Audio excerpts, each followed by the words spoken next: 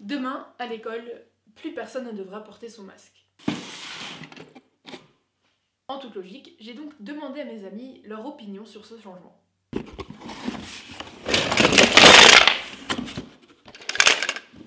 Du coup, je me suis retrouvée avec 5 points de vue différents sur un seul sujet.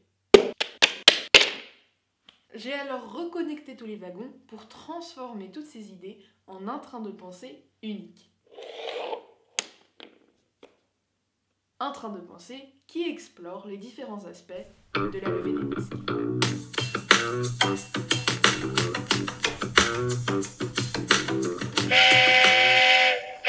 Le 14 mars, il y a 2 ans, c'était notre dernière journée de liberté. Et là, le 14 mars, 2 ans plus tard, on enlève nos masques. Donc, est-ce symbolique? Ça pourrait être symbolique. Certains pourraient considérer ça comme symbolique.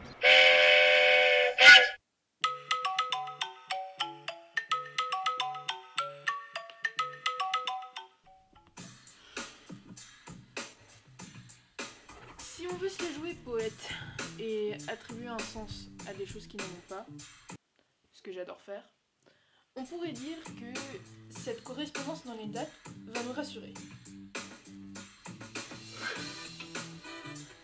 Laissez-moi m'expliquer. En fait, il y a comme une sensation que tout entre dans l'ordre, parce qu'assez paradoxalement, cette période chaotique de perte de contrôle total est calmement rangée dans un intervalle de temps délimité et organisé.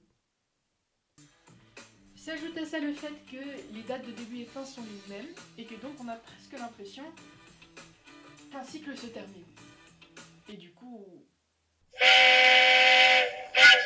Ben, quand même, les masques, c'est un énorme facteur Covid qui, genre, c'est un des trucs les plus visibles, tu vois, de notre quotidien, du Covid, de la pandémie. Du coup, là, c'est un peu, genre, déclic. Avant de commencer, si je peux me permettre, le masque se casse pile quand le soleil débarque. Et ça, ce sont deux facteurs qui sont très susceptibles d'améliorer notre humeur. Parce que, depuis 2 ans, chaque visage nous rappelle inévitablement la pandémie. Donc forcément, l'arrêt de ce rappel quotidien libérera un peu nos esprits du Covid. Et ça peut laisser penser qu'il touche à sa fin.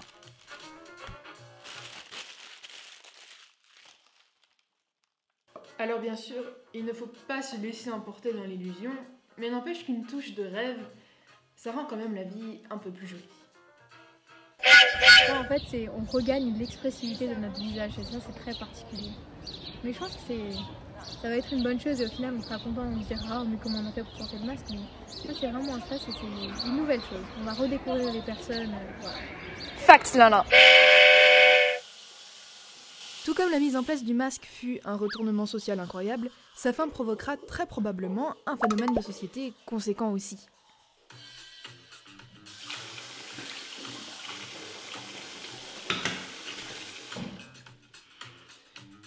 Déjà, on va devoir dévoiler aux autres une partie de nous qui pendant si longtemps n'appartenait qu'à nous et à nos proches.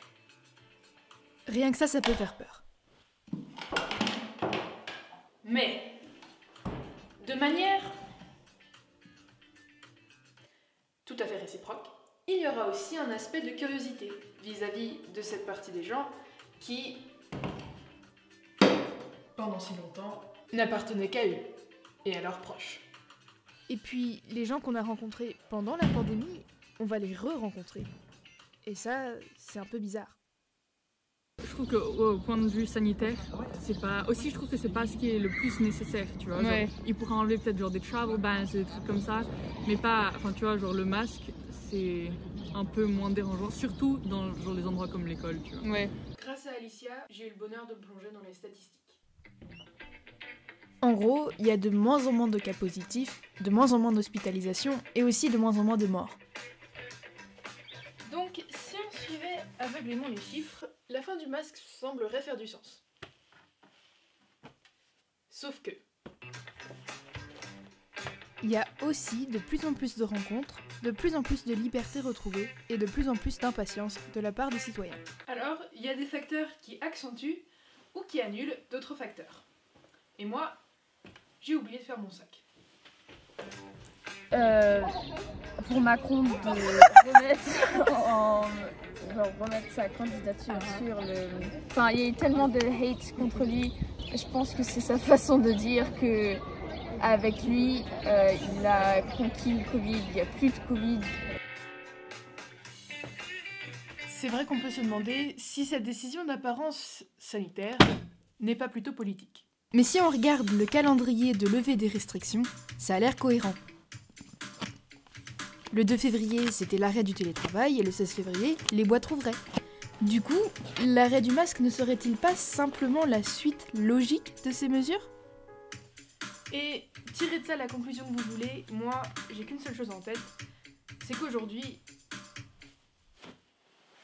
je vais pas porter le masque.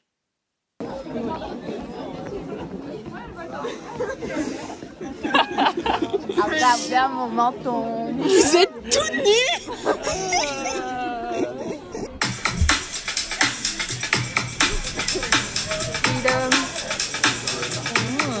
Ma tante, Lulu, ça fait quoi de être nue? Ça me permet de respirer librement. En cours, c'était un petit peu plus compliqué de faire des messes basses avec ses amis parce qu'en fait, on voit tes messes basses. Maintenant, on va penser que quand tu parles à ton ami, la prof, elle t'entend pas. Hein? Sauf que en fait, si.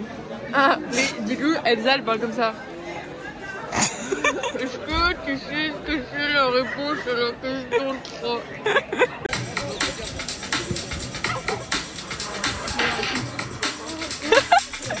Fais pas de transition. Bon. Salut les gars, vous avez une opinion sur la fin des masques? Non, mais moi, je demande pour l'EMC, on est dans la merde. Hein. Mais non, mais c'est pas ça. Oh là là. Maintenant, je fais plus lécher à C'est lui aussi. Regarde. Normaux. Faudrait que j'arrête de faire tous mes habits bizarres sous mon masque, c'est genre. J'ai l'impression que j'ai tout le temps la bouche ouverte. Seeing the teacher's face is the weirdest because they're the people that you look at the most, you know. Du coup, Eo. Verdict, sans masque, elle est comment? Non, en vrai, elle est baisée. Elle a qui? Attends. Elle a un nez très long. Comme Cléopâtre. Mais elle est belle quand même. J'ai la rêve. Mais tu sais que c'est pas juste de ce film. Cléopâtre, elle avait un. C'est pas un film, ouais, chez Astérix et Obélix. Mais oui, mais tu sais que c'est pas un film Astérix et Obélix à la base. On rate de l'histoire. La fin des masques, c'est que...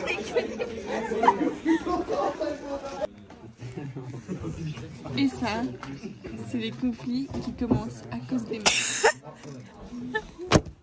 J'en ai marre.